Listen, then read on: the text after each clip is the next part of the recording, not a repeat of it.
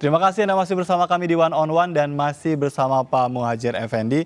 Pak Muhadjir, ini Lebaran untuk kedua kalinya tidak ada open house, tidak ada silaturahmi di rumah. Padahal kita tahu Pak Menko ini banyak sekali kerabat begitu. Lalu apa yang dilakukan kalau Lebaran harus berada di rumah?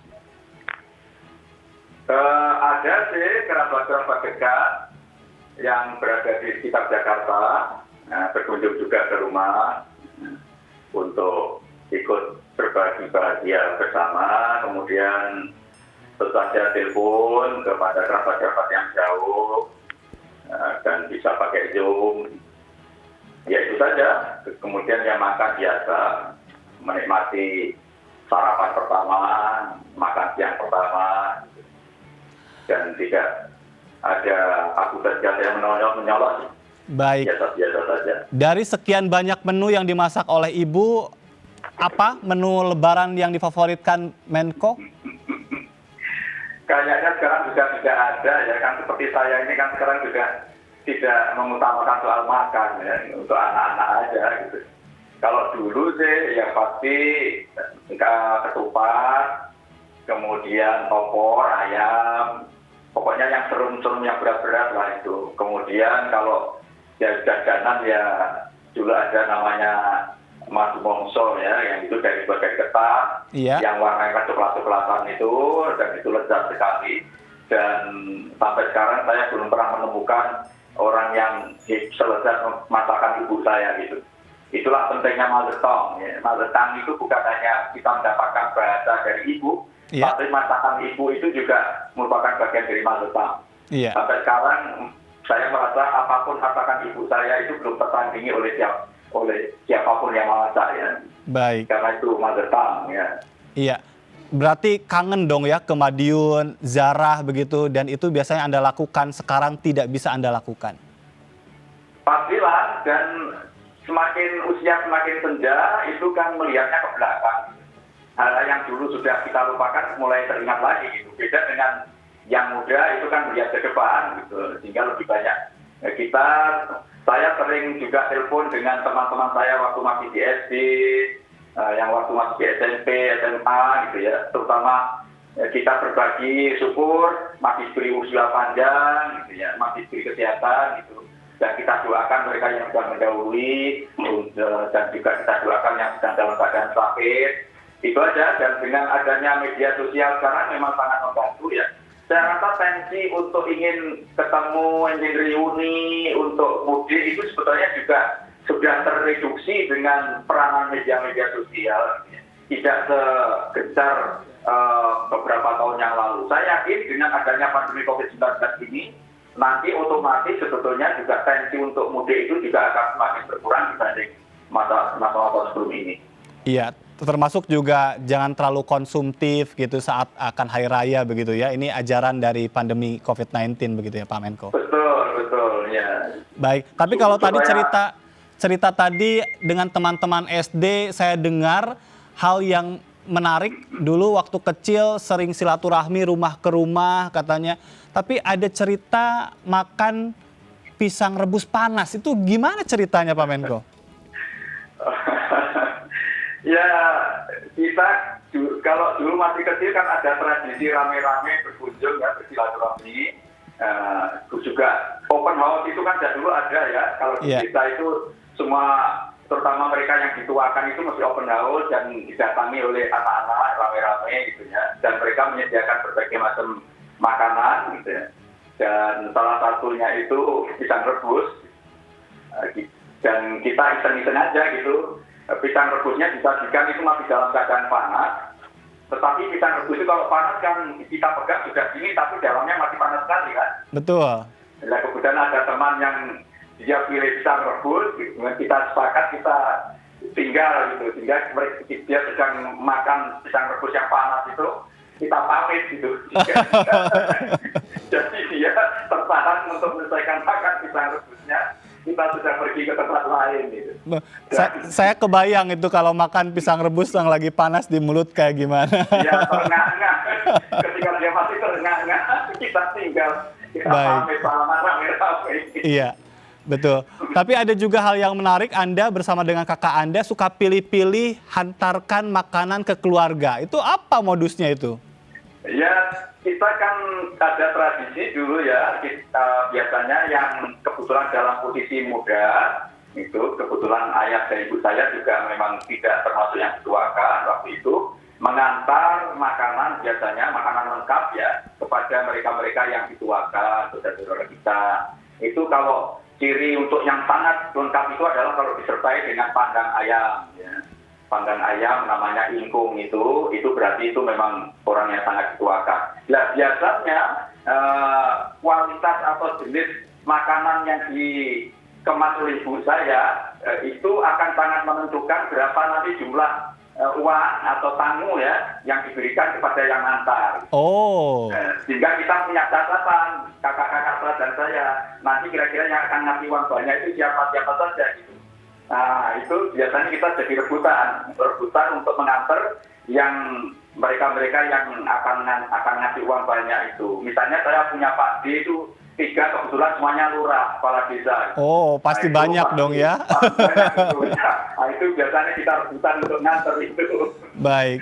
Ya. Ini cerita-cerita di masa kecil yang tentu akan membuat orang tadi ya kangen untuk pulang ke kampung halaman. Tetapi di Lebaran tahun ini kita berusaha untuk asik sekalipun tidak mudik. Lalu pemaknaan seperti apa Idul Fitri di masa pandemi, Pak Menko? Pertama, Idul Fitri itu kan sebetulnya intinya bersilaturahmi ya. Jadi Lebaran itu sebetulnya intinya bersilaturahmi. Sementara Idul Fitri itu sendiri kan artinya kembali ke keadaan suci. Setelah puasa itu sebetulnya dalam rangka membersihkan dosa kan kalau dalam ajaran agama Islam gitu ya. Sehingga mereka yang betul-betul melaksanakan ibadah puasa itu dengan sungguh-sungguh dan betul-betul penuh perhitungan, artinya memperbanyak kebajikan dan meminimalisir sedikit mungkin hal yang buruk, itu nanti dosanya akan terhapus, dosa masa lalunya akan terhapus, sehingga dia akan terlahir kembali seperti bayi yang masih suci itu. Dan itulah yang sebetulnya hakikat dari Idul Fitri.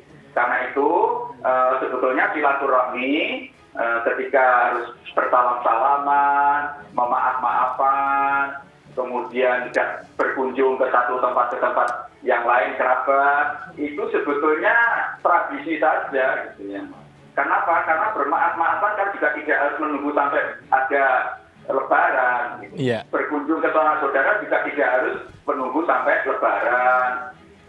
Termasuk juga saling bertukar menukar pandangan informasi tentang kebaikan itu juga tidak harus berada dalam musim Lebaran saja. Ini yang harus kita pahami. Bahwa itu ada suatu tradisi yang sudah lama, yang sudah sangat kuat kita jadikan pedoman hidup, itu iya gitu.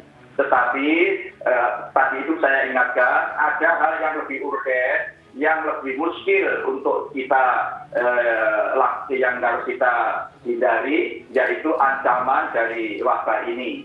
Dan Betul. itu kalau di dalam ajaran agama itu ada dalil yang menyatakan Faizkarul mafasid muqaddamun ala jalbi masalih gitu. Artinya mendahulukan sesuatu yang mengancam, yang mudarat, yang menyulitkan, yang sampai mengancam kematian, itu harus diutamakan daripada perbuatan yang mungkin akan mendatangkan manfaat, tapi manfaatnya juga belum tentu terjadi jika pada akhirnya mudaratnya itu justru yang dapat. Karena itu maka sebetulnya secara agama pun ya tidak melaksanakan silaturahmi langsung tatap muka, bersalam-salaman, memaaf-maafan, saling berkunjung, itu tidak akan mengurangi makna hakikat dari Idul Fitri itu sendiri. Baik, lalu perbuatan yang menunjukkan kemenangan kita sebagai pribadi ini kan hari kemenangan. Seperti apa dalam kehidupan sehari-hari yang harus ditunjukkan bahwa kita ini seorang pribadi yang menang? Ya, iman kita itu kan ya naik turun ya. Kadang-kadang kuat, kadang-kadang tidak gitu ya. Biasanya kalau dalam keadaan susah kita sangat ingat kepada Tuhan, ya, kemudian merintih-rintih kepada Tuhan. Tapi kalau sudah banyak kenikmatan dari Tuhan, kita lupa daratan, seolah kita sudah seperti Tuhan juga gitu ya.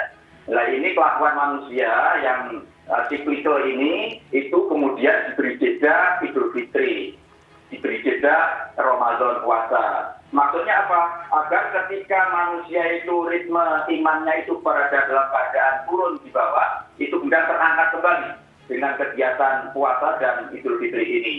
Karena itu yang paling bagus sebetulnya untuk menunjukkan bahwa ibadah Ramadan kita itu diterima oleh Tuhan Yang Maha Kuasa, dikabulkan semua ritual kita, itu adalah ukurannya gampang. Kalau setelah Lebaran itu kita semakin baik akhlak kita, budi pekerti kita, perilaku kita dibanding setelah Idul Fitri sebelum tahun lalu misalnya, maka itu tanda berarti keimanan kita meningkat, ketakwaan kita semakin kuat gitu ya. Dan itulah makna dari Ramadan, karena itu dalam Al-Qur'an disebut la'allakum tattaqun, agar kamu semakin takwa gitu. Kalau apa yang terjadi setelah puasa itu sama saja dengan puasa tahun lalu, ya, bahkan lebih merosot, ya berarti puasa kita ditolak oleh Tuhan gitu, tidak terkabulkan ritual ibadah puasa kita. Karena itu sebetulnya puasa itu adalah merupakan tangga untuk naik dari tahap demi tahap dalam arti keimanan dan ketakwaan kita. Yang penting sebetulnya bukan hanya untuk Tuhan, tapi sebetulnya juga tidak kalah penting adalah untuk sesama manusia. Kalau kita semakin baik berhubungan dengan sesama manusia, dengan Allah, ya, tidak hanya dengan Tuhan, itulah berarti ibadah puasa kita diterima atau mabrur, diterima oleh Tuhan yang Maha Kuasa, Allah SWT. Begitu, Mas. Baik, itu secara pribadi begitu. Kalau dalam kehidupan berbangsa dan bernegara, apa yang harus kita tunjukkan dalam keindonesiaan ini, belajar dari puasa dan Idul Fitri? Ya, sebetulnya kan karena mayoritas di Indonesia ini umat Islam, mestinya perbaikan-perbaikan, peningkatan-peningkatan kepribadian yang bersifat individual itu kan bisa menjadi kolektif kan. Sehingga kalau masing-masing orang ketika melaksanakan puasa itu berhasil diterima oleh Tuhan, oleh Allah SWT, maka akan secara kolektif itu akan menjadi kekuatan nasional. Jadi karena itu kebaikan atau perbaikan-perbaikan nasional kita, perbaikan-perbaikan secara agregat, itu akan sangat ditentukan oleh perbaikan-perbaikan individual. Salah satu medianya, salah satu mediasinya adalah ibadah Ramadan itu. Baik, di Idul Fitri tahun ini Pak Menko, kita bersilaturahmi secara virtual dan juga ada banyak masyarakat yang juga melakukan hal yang sama. Ini kesempatan bagi Pak Menko bisa menyapa pemirsa MNC News untuk juga bersilaturahmi. Silakan Pak Menko. Ya, Assalamualaikum warahmatullahi wabarakatuh.